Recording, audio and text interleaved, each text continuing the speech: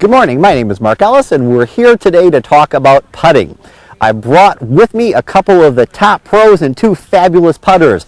On my left is Carlton Howard of Raleigh, North Carolina, Disc Golf Hall of Fame member and my partner at national doubles this year. We've also got J. Gary Dropcho from Pittsburgh, Pennsylvania, a top pro master in the game. And I brought these guys out because they putt with different styles than each other, and they both throw a lot in the basket.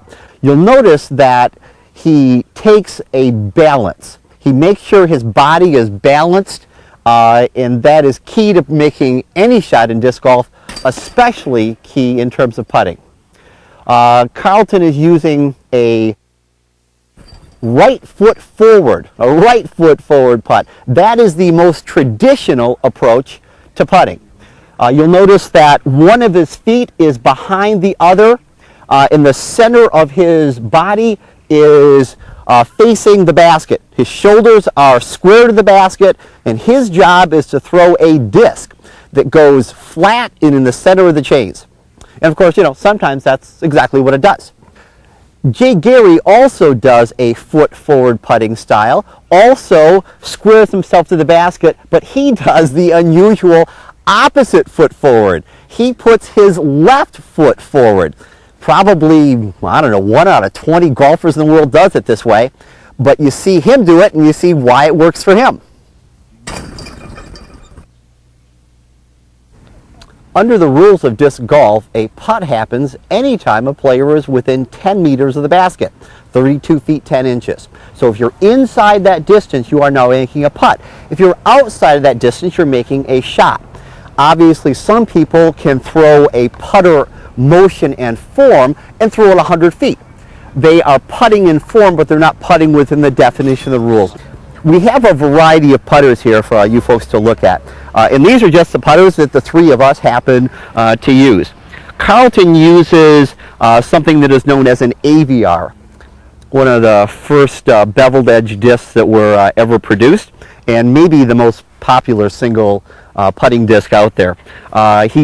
AVRs, like all putters, come in different degrees of hardness. Some putters are relatively stiff, like this one. It's very stiff, it doesn't bend easily. Other putters are very flexible and they bend like a pretzel. I mean, no problem.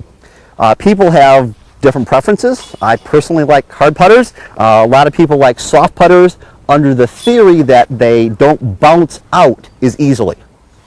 I would rather put it in the chains and see if it bounces out or not than not put it in the chains, so I tend to putt with what I think has the best chance to hit the chains at all. Some putters don't have a beveled edge at all. This, for example, that I'm holding is known as a rattler. And a rattler looks very similar to a beach frisbee. No beveled edge, just flat edge, and some people like this. Everyone likes certainly different things in terms of their putters. What we're seeing now is Todd Branch, who is the PDGA competition director, who is demonstrating a straddle putt. In a straddle putt, rather than having either foot forward, the 2 feet are roughly the same distance away from the basket. It doesn't give as much power because you don't have the same weight shift from a back foot to a forward foot, but if your wrist is strong enough, like Todd Branch's is, then it doesn't matter.